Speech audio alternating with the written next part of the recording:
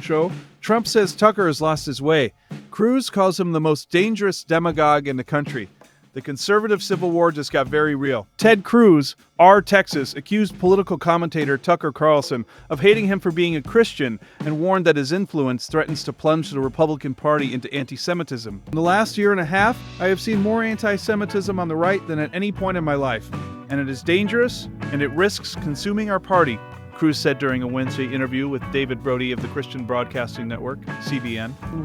I don't want us to make the same mistake Democrat leaders made a decade ago, of just to look the other way and to be silent.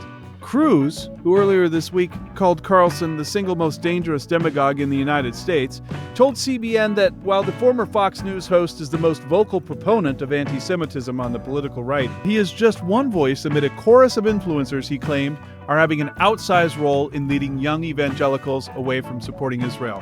The target of this operation is you and me. It is evangelical Christians, Cruz told Brody. Tucker Carlson has said there is nobody he hates more on planet Earth than Christian Zionists, and he named specifically me and Mike Huckabee.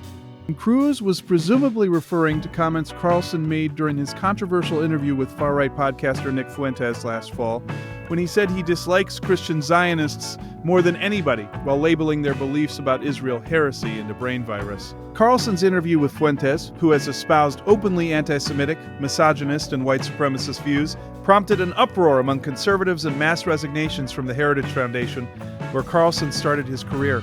Carlson later apologized for his statement, saying it was something that I really regret saying that I didn't fully mean. That was made in the context of his opposition to the neoconservative interventionist foreign policy he once supported, which he realized was mistaken amid the consequences of the U.S. invasion of Iraq in 2003.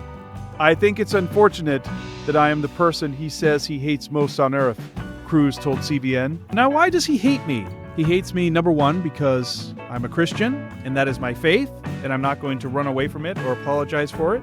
But he hates me, number two, because I'm a Zionist.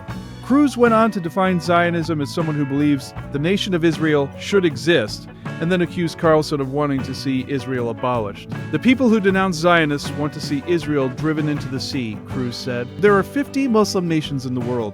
There's one Jewish nation. I don't think it's unreasonable for the Jews to have one homeland when there were 50 Muslim nations.